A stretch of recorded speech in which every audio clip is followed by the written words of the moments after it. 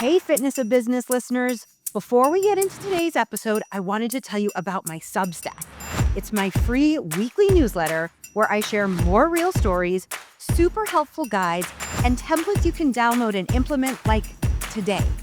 Head over to leslieboyce.substack.com and subscribe. That's LESLIEBOYCE.substack.com.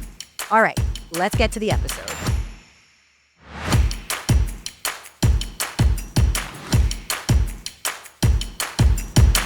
You know how at the gym, there are those movements that just feel right? Like maybe you've got explosive power and you can sprint, or lifting really heavy for 3 reps just feels really easy for you. Or you're the endurance type who can run for hours. It feels good. It feels natural to do these movements. The same goes for your business story. Instead of blending in or trying to sound like everyone else, what if you leaned into what's already yours? Your experiences, your quirks, your background, your why. Today, we're going to talk about how your personal story can be your biggest differentiator. My guest today is Michael Newborn, co-founder and CEO of The Second Act, a mission-driven brand that focuses on stories of courage, community, connection, grit, and purpose. He also has an AI-powered platform called trysam.ai that helps people reach their personal or professional goals by connecting them with their perfect coach. Both are centered around the importance of human connection. But before we get to chatting, we start each episode with a listener question in a segment called, Hey Coach. So, what kept you up last night about your business? What is something that you would ask a business coach if you had one in your back pocket right now? Submit your questions to Leslie at thefitnessofbusiness.com.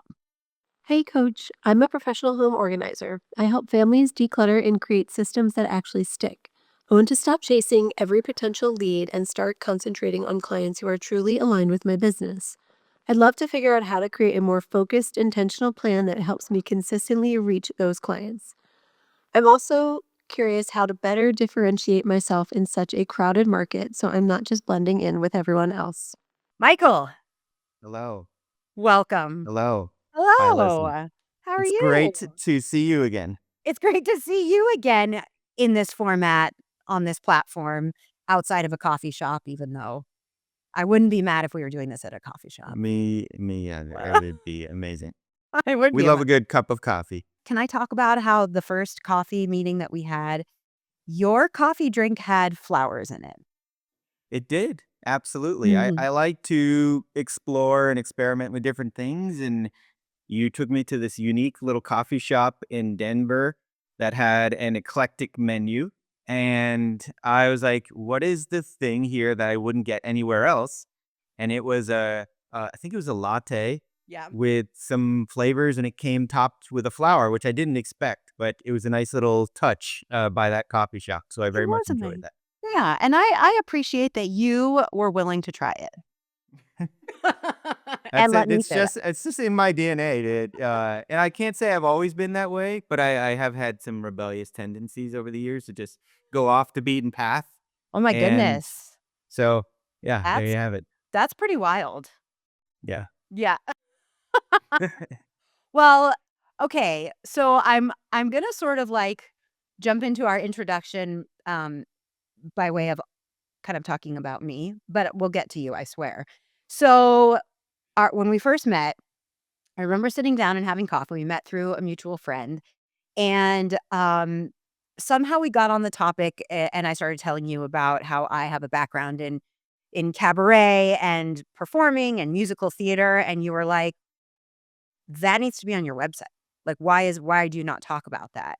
And so that really struck me and it stuck with me. And so I guess I wanted to just have you talk about like why was my story important? Why is a person's story so important? Leslie, it's such a timely question because last night, I'm not sure when this is going to go out, but last night for me, I was fortunate enough to attend an event and meet someone named Arjun Sen, who's the CEO of Zen Mango. And he's got an incredible life story battling cancer, and he's done some incredible things marketing wise. But really, the power of what he talks about is the ups and downs of his life and the authenticity around who he is, which is especially important in today's world of artificial almost everything. So the more authentic you can be, just own who you are. We're all biased and have opinions and have different lived experiences.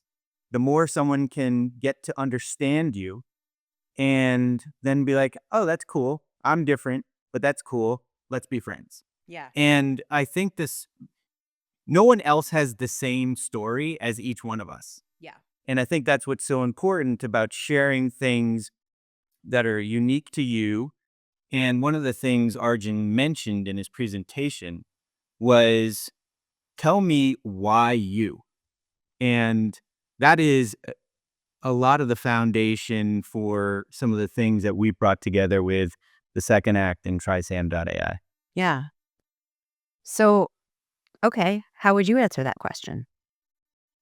Yeah, I have my own lived experience like everyone else. I grew up in Miami, Florida. I grew up in a household that my mom got divorced when I was young and got remarried. I have a younger sibling. I went to college. I went to public universities, none of the Ivy Leagues. I've always had rebellious tendencies. With flowers in your And coffee. yeah, like whatever the thing is. And I've always liked the idea of new things, and I'm drawn towards things that are different and interesting to me. I tend to gravitate towards real life stories of extreme adventures or extreme lived experiences just to try to get to understand things that I maybe ordinarily wouldn't.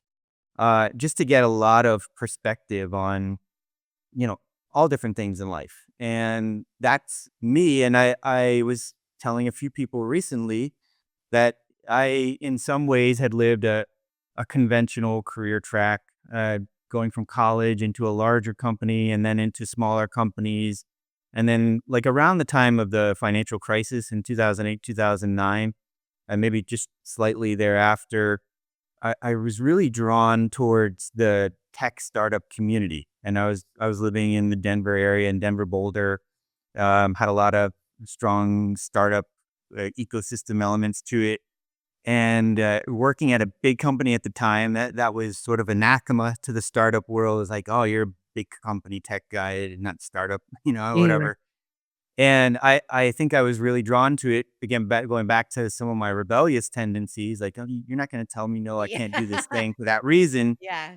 I was like, okay, I was interested in how they disrupt the status quo in many ways, and it took me uh, probably the better part of 13, 14, 15 years to get to the point where I jumped into entrepreneurship and started my own tech company. It was sort of like baby stepping my way into there, or incrementally getting comfortable with the risk at a big company, smaller company, like high growth tech startup. And then finally being in a position to try it and see what happens. Yeah. So, your second act. Yeah. And so, how do you sort of like whether it's your personal story or the stories that you engage in, with people you talk to, you interview, you work with, like, how do you harness those stories into, like, a viable business? Like, how do you direct people to use their stories as their strength? I I don't know why they wouldn't. Mm, Oftentimes, maybe through our life experience, we're um, become a little guarded about who we are for one reason or another, which is unfortunate. Um, because we all have an interesting story to tell, Mhm. regardless of where we come from, and we're giving individuals through the second act a platform, just ordinary people with extraordinary stories of courage and reinvention, to come on and share as much as they're comfortable sharing. And some people are very vulnerable and willing to share. And it's oftentimes that those details that they're willing to share are the ones that help people remember that person and that story. yeah. Because if it starts to become generic, You just sort of become part of the noise. Yeah, well, you sort of answered the question I was gonna follow up with. You know, in order to tell your personal story, it means you have to be vulnerable. To what extent is, I guess, entirely up to the person. But, like, what do you think is the risk involved in being vulnerable, aside from people just hearing your story and saying, you know, I don't know. I don't even know how to finish that. Like, what's the biggest risk in being vulnerable that people you think are guarded against? I believe it's people's fear of being judged, and they don't wanna it's uncomfortable to be judged, but, other people have their own lived experiences and maybe are dealing with their own set of problems, and if they're gonna judge you for something, without trying to understand you first, then that's on them, not on you. Yeah. Yeah. I mean, I agree. I agree completely. I don't know that I can say I'm, fully adept at practicing that sort of resilience, but it's always good to hear it and have it reinforced. And, just thinking back to my first episode was about imposter syndrome. And Dr. Francavilla, who I interviewed, I love the quote and I keep playing it over and over in my head. She's like, if they're going to judge you, what's their problem? It's like, yeah, it is. What is their problem? But if, unless are able to really own that and really believe in it, maybe a little fake it till you make it, but that's hard. Oh, absolutely. And starting anything new, you have imposter syndrome. I'm going to go, even as a kid, you're going out to play sports for the first time. You want to do the best you can. And, you're thinking you're doing a great job. Maybe your other 8-year-old friend is telling you that you're the worst at the thing. And then it's like, well, am I the worst at the thing? And you're trying your best. And really, at that age, nobody is it's a rock star Right. athlete, but they're learning the fundamentals, and it's just a good reminder throughout life. You got to build the fundamentals, and just focus on. And I've heard this in different ways over time to get just incrementally better each day. Yeah, Yeah. one CEO I worked with, he said, "Win the day. You win the day. You win the week. You win the week. You win the month." Arjun last night talked about getting the starting line, just taking your first step.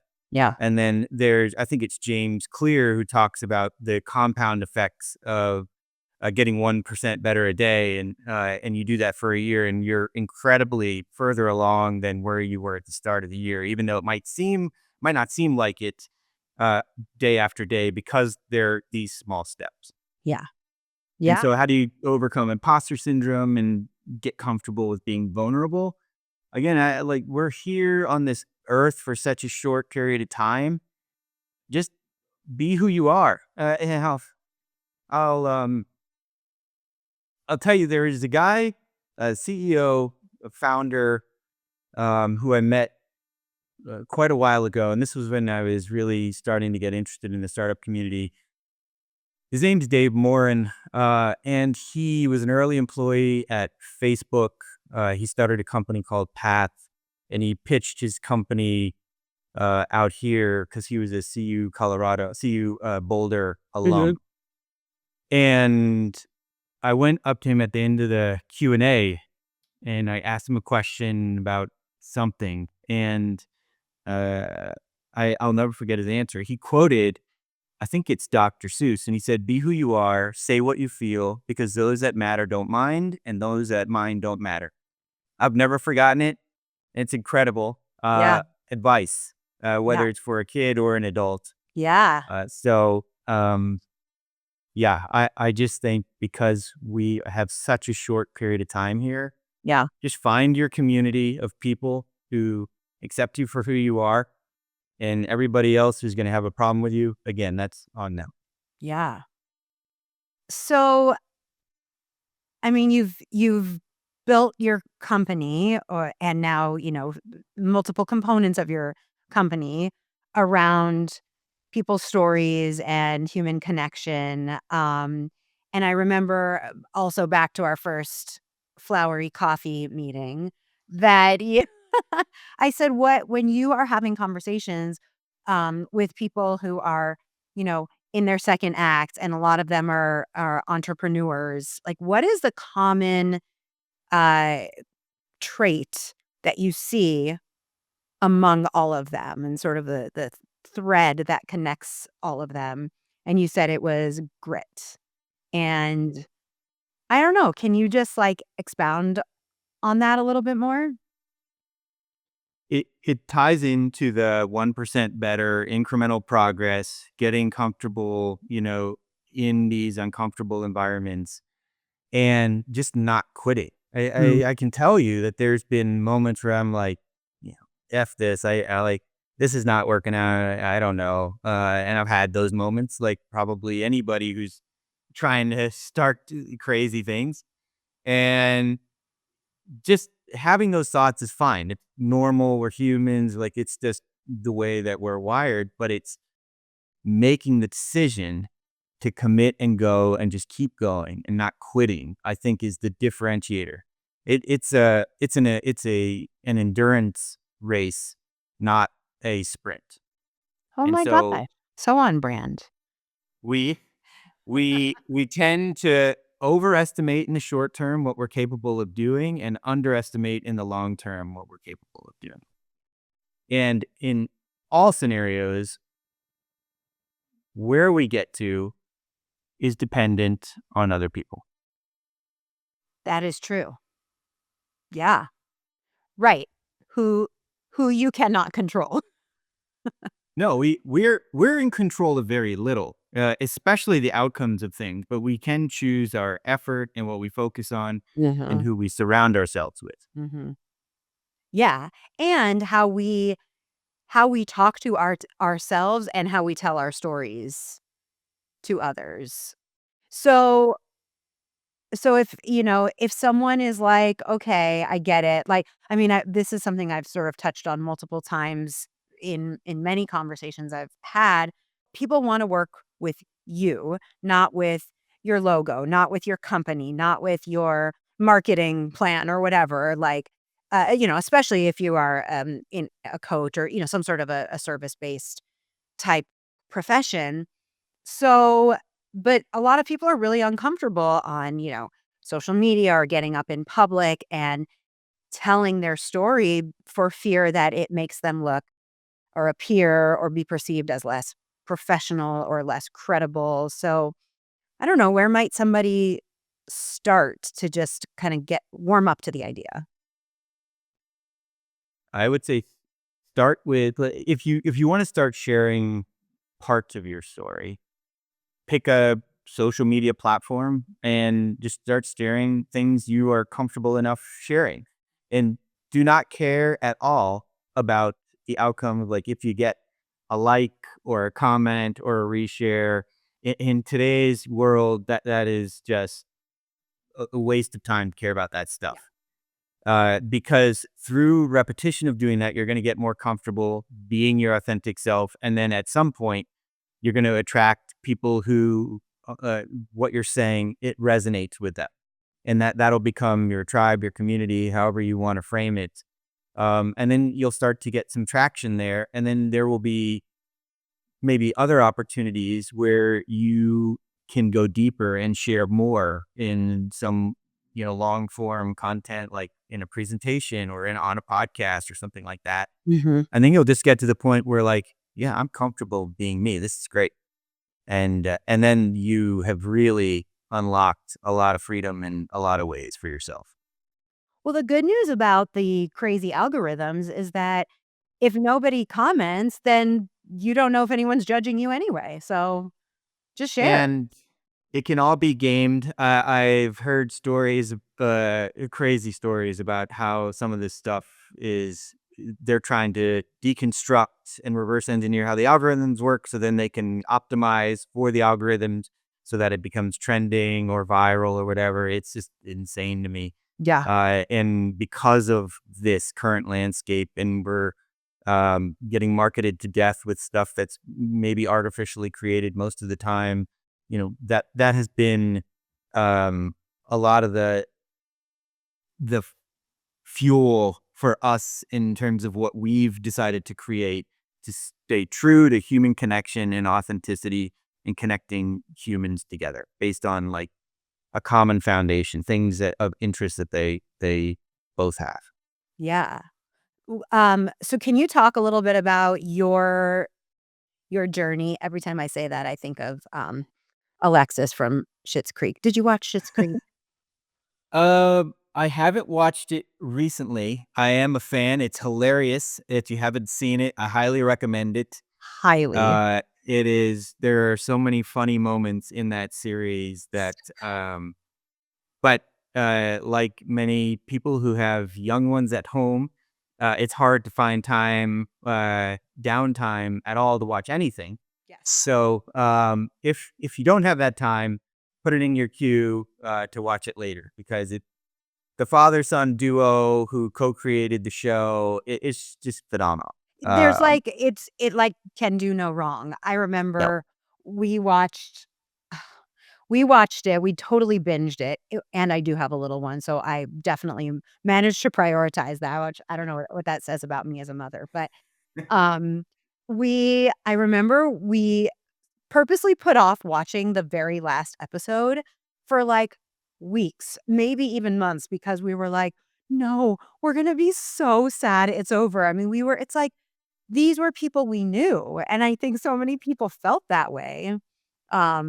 Somehow they were able to create this connection, um, not not planning on making this connection, but, like, the sort of, like, authenticity of the relationships on that show were so relatable to so many It was. different people Yep. that you just don't expect that from a show that you are only consuming, you're not there's no interaction. That's pretty that's talent.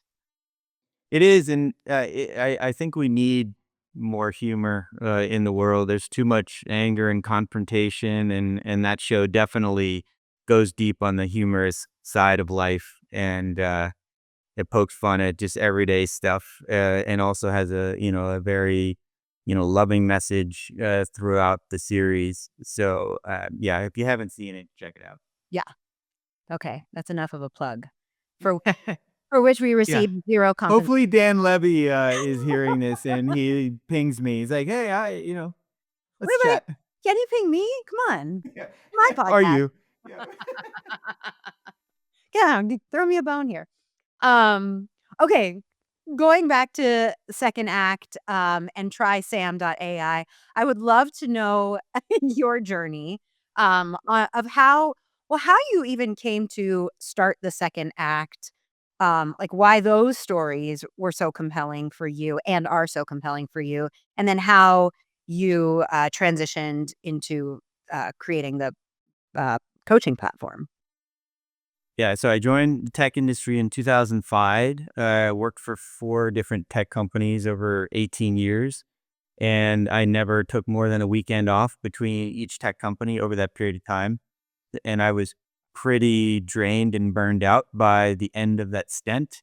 Yeah. So in September of 23, I was like, I'm going to go on a creative side road here and start a podcast with someone who happened to also get into the coaching space. And we're just going to talk about like how we're exploring life in different ways than we had before, what was top of mind, what we were experiencing, and we called it the second act. And then a handful of episodes in, our producer said, I think there's other people that have stories of a second act. And if you know anybody who could come on the show and do that, I think it'd be great. And it's a little bit of a different dynamic when you have a guest on. Mhm. So, in good form of the yes and mentality of improv and what we were doing, we were like, let's bring a guest on and see how it goes. Then we were like, "Oh, that was cool." So then we asked another guest, and 2 years later, we've had, just an amazing, number of guests with all these incredible stories, all different backgrounds. Mm. But you mentioned the common characteristics around community and grit and courage and reinvention, and, there's a lot, oftentimes, mention of faith in something, as part of that. And it's a community of people I never would have crossed paths with otherwise had I not even tried this. Yeah. And now I feel like I can't even imagine my life story with that. Hmm. What has there been like one story, one conversation, anything that like really stands out to you? Um, I don't know, that's changed your perspective or just really struck you in a way that you weren't expecting. There, each story has something really special in it that I've pulled out of it. The one that comes to mind right now, there's a woman up in Boulder. Her name is Lindsay Nels.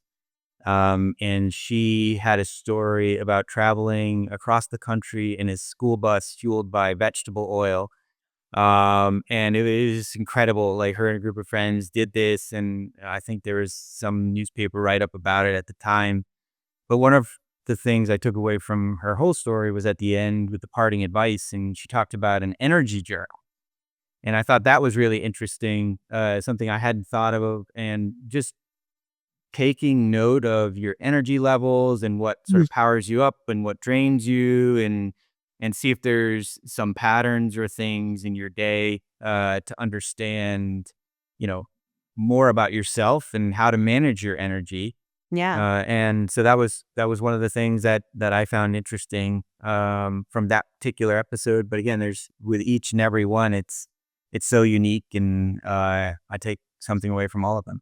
Yeah. And so have you implemented this energy journal? I I have, I mean, I've definitely paid more attention to my energy levels Mhm. since that episode, Yeah. and I try to be more mindful of when I'm getting tired and what maybe is better to work on or do than trying to power through it. Historically, I would be like, nah, I'm gonna do the, you know, power through at all costs, and you get sort of diminishing returns on the energy you're expelling to do that thing. So I think I'm smarter about when my energy levels are high, what I should be working on and stuff like that. But then there's other things that have come with that. Like I practice meditation on a daily basis, and it's funny when I'm feeling sort of in that lull in the afternoon, like 2 or 3 o'clock. If I carve out 20 minutes and I do meditation, all of a sudden I'm recentered and I feel energized enough again to get my second wind and do more things, both, personally with Yeah. my family and work wise, and can think more clearly. Yeah. I just make a cup of coffee. That's Well, so on the coffee, if I and I this may be part of it, I've noticed that if I have coffee too late in the day, it affects my sleep. And I follow some podcasts and other folks who talk about like biohacking and sleep hygiene and other things that are important. Like I drink exceptionally rarely now. Alcohol really affects my sleep, Oh and I've gosh. noticed how much my performance is better if I get good night's sleep. So Yeah. I'm really cognizant of that now. So it's just it's just really interesting. All these things that you learn along the way and through Well, the guests and through these conversations.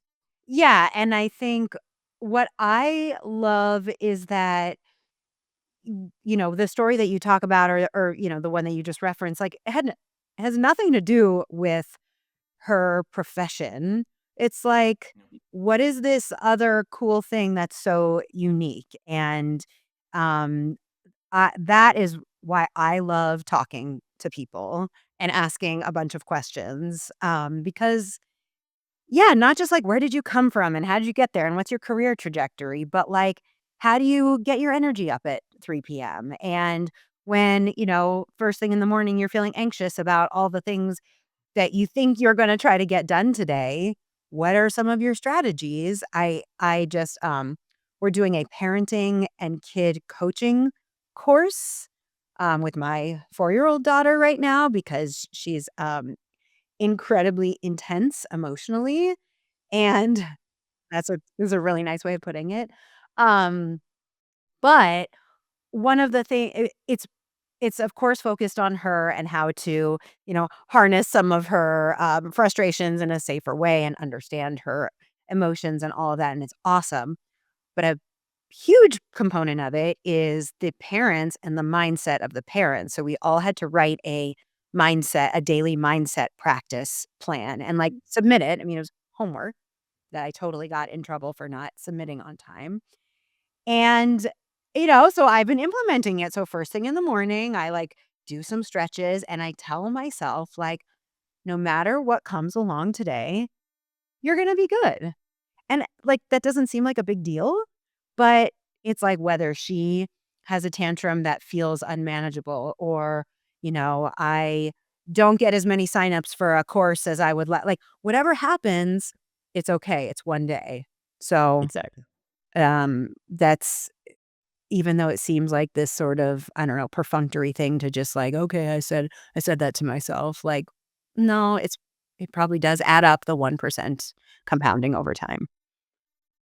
I think it's good to, when there's moments of extreme emotion or extreme whatever, and it's affecting what you're trying to do, just to do a hard stop, a reboot, as we talk about. I actually worked on a project this summer. I hopefully it becomes something at some point, but it was all about rebooting your brain. And the concept was simple. It's like, hey, we have our devices always plugged in. If you have to call your internet service provider, or you're on the road and your phone's acting up or whatever, 50% of the time or more, they're going to either tell you, or you will know to just power down your device, Yep. let it sit there for a little while, and then power it back up. And I think Mhm. the same idea applies to humans.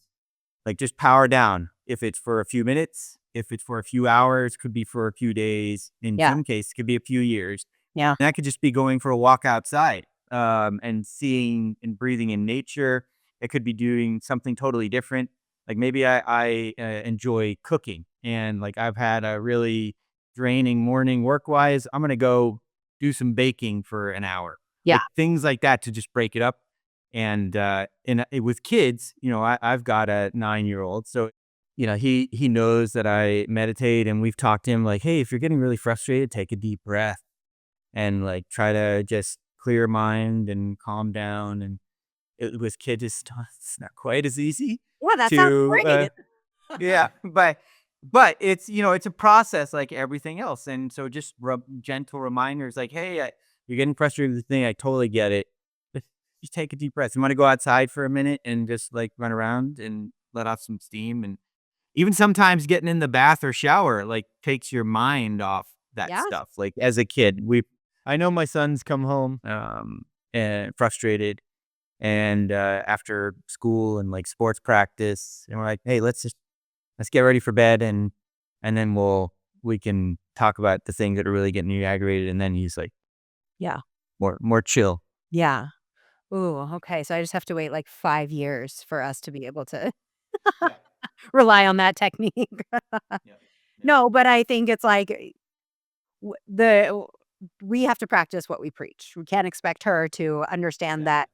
that idea of a hard stop when she's, going spiraling if we're not able to do the same thing, and but it takes a lot of practice. Yeah, and we're not perfect at it as adults, far from it, so it's always a work in progress. Yeah. Well, okay, switching gears, talking about AI, we you touched on this at the very beginning, and I find it very, very interesting that your business is a combination of AI and human connection, and that could come across as an oxymoron to a lot. Most, it feels like every day we lose a little bit more human connection because of the advancements in AI. So how do you reconcile that? And yeah, period. How no, question mark. How do you reconcile that?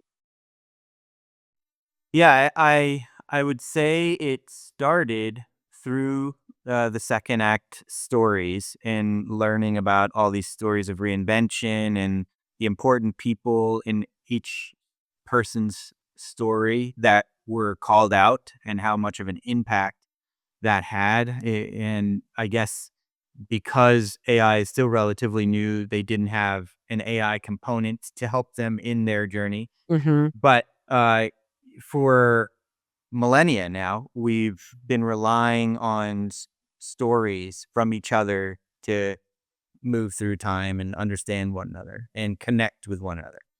It's like, let's not give that up. Let's not give that up to AI. So uh, we're like, how can we build a foundation around preserving human connection, but use AI in a responsible way to connect to people? And then we asked ourselves, like, okay, 10 years from now, what do we think is not going to be different? And then what are the things that likely will be different? And Hmm. answering some of those questions and thinking about how to preserve human connection, and then knowing a lot of folks who have had an accountability partner or a coach, and myself had used a coach both for personal, like mindfulness and wellness related things, as well as for like executive presence and communication type thing, business coaching.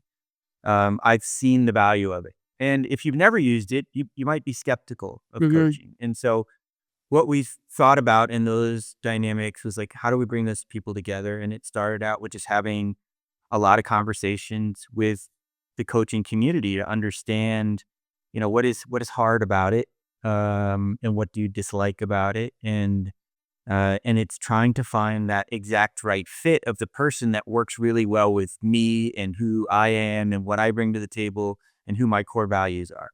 Yeah. And on the coach seeker side, oftentimes it's like, I don't even know where to start to find a coach. Let me talk to my neighbor. Let me talk to my colleague. Let me talk to a friend. Maybe they know somebody, and they might have a coach for you or they might not. Mm. Um, but if they found the perfect coach for them, is that the perfect coach for you?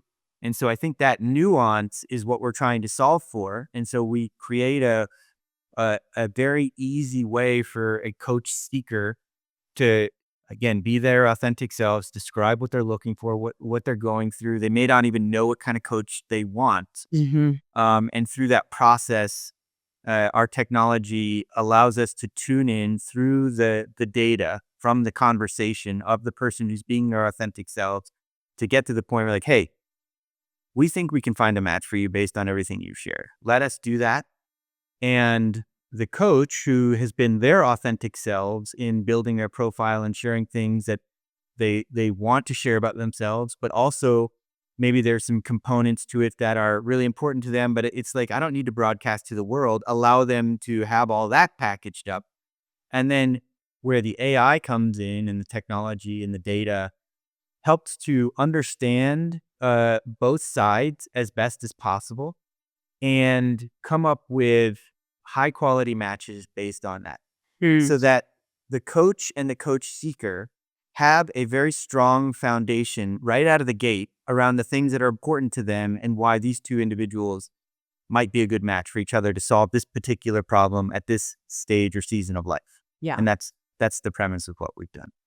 Yeah. So it's almost like you get to go through the steps of a discovery call or free consultation, ask all the general questions, but you get that information. You sort of filter through that without having to go through the time and energy and effort of finding the people to book those consultations and actually have those meetings, which may or may not go anywhere. Yeah, it's a lot of time and effort spent on the part of the coach to go through those steps and only to get like, hey, not now, or this is not the right fit, or whatever the reason may be. Yeah. And then you're back to the drawing board trying to find your perfect clients, and you're trying to make a living at doing this. So that time costs you money. And ideally, you don't want to spend that time doing all the sales and marketing stuff. You want to spend your time helping people. And so we're trying to reduce all that friction in time so that you can help the people you want to help, and the people needing the help can find the perfect person to help them through whatever it is they're trying to get through. Yeah. So when you played Captain Hook in elementary school, I was wondering when this was going to come up. I was wondering how I was gonna work it in, but I knew I needed to because we share the stage connection. Yes, we do. So a guest I talked to a couple weeks ago, I know her because it was Ann Jeanette Carter. We did musical theater together all growing up, and now we're, I won't say our ages. It's many, many years later, and we're professionals, but we've known each other since we were 9 and did like I don't know 15 shows together, or something. But we talked about how it was just like we never could have known it at the time. An incredible way to build these skills to, you know, uh, be on stage, build confidence, communicate clearly, but also like make a connection. Like being on stage, me coming from a cabaret and theater background, like the connection, building an environment, creating an environment has always been really important to me, whether that was a conscious thing or not. So did you know, as Captain Hook, that this was going to lay the foundation for your interest in human connection? I didn't. I was always uncomfortable. Probably still am uncomfortable on a stage in front of people, but I do it because I want to get better at it. Mm. So when I have the opportunity to do it, I still do it. But back then, funnily enough, like Captain Hook was like the pirate rebel. And I think I was in like fourth grade for this play, and I remember to this day doing the act, and there was a moment in the play where I was supposed to be having a sword fight, and I think I was supposed to drop my sword, but I had such a tight grip that the other person, might have been Peter Pan, but I don't recall, dropped hit drop, dropped his sword, and it was like this pause. It felt like a forever pause, because it was not supposed to happen. And so I just dropped my sword, and then Peter Pan picked up his sword, and I picked up my sword, and then he knocked it out of my hand, and like so, the show went on, in spite of the blips that happened. And I think that's, having just shared this, not many people know that I was Captain Hook in a play in fourth grade. And sharing sort of what happened, that the show will go on, Yeah. and talking about we're only here on Earth for such a short period of time. Just live your life, be yourself. The show will go on whether you're here or not. So why not be you? And that's maybe the lesson learned in that memory that goes so far back. It's really funny you say that because I have such a distinct memory of I was playing Mother Abbess in The Sound of Music, the nice Jewish girl playing the nun. Um, and we sang to like pre-recorded musical tracks. And I was up there singing like the ballad that Climb Every Mountain, and the music just stops. And I'm standing there like for what felt like easily 2 hours, waiting for them to figure it out, and it was a cassette tape, I'm positive at the time, and but, like, such a clear and distinct memory that nobody else really cared, I'm sure. Certainly not to the degree that I did, but, like right, it's so, symbolic for when you're feeling frustrated in your business or feel like everything's going wrong or this thing didn't go your way.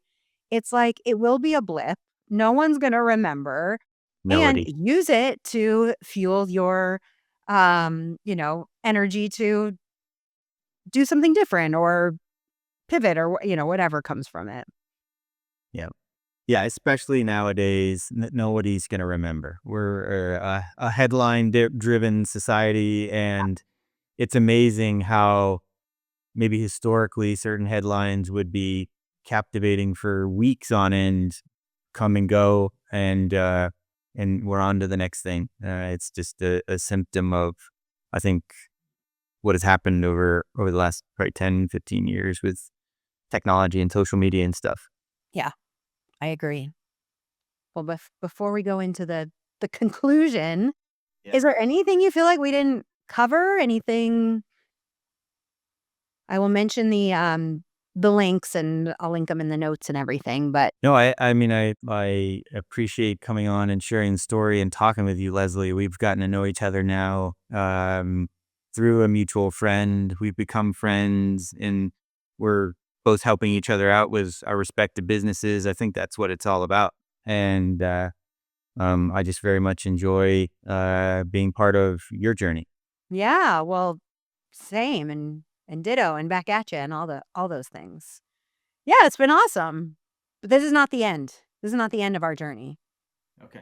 Okay. But it is getting to the end of the podcast.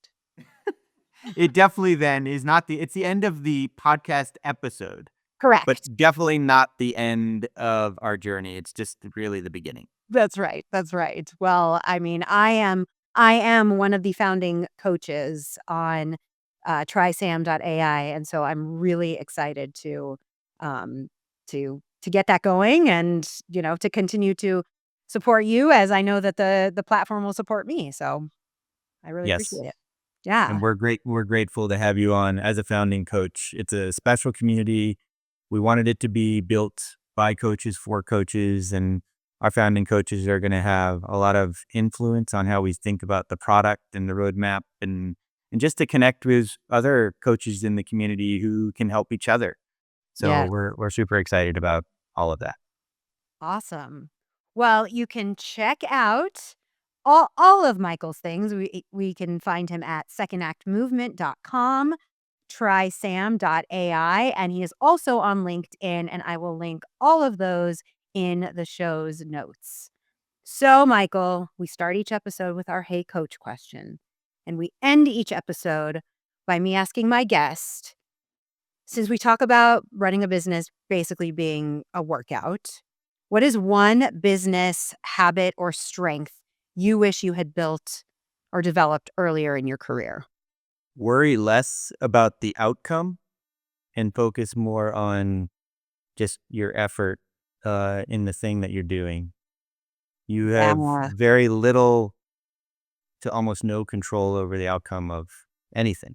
Mm, And uh, there's a lot of luck in sort of what happens in life, or lack thereof. And so just do the best you can with what you have in that moment.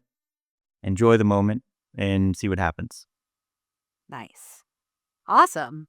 Well, thank you. And Thank you. if you enjoyed today's episode, make sure you leave a review, please. Subscribe.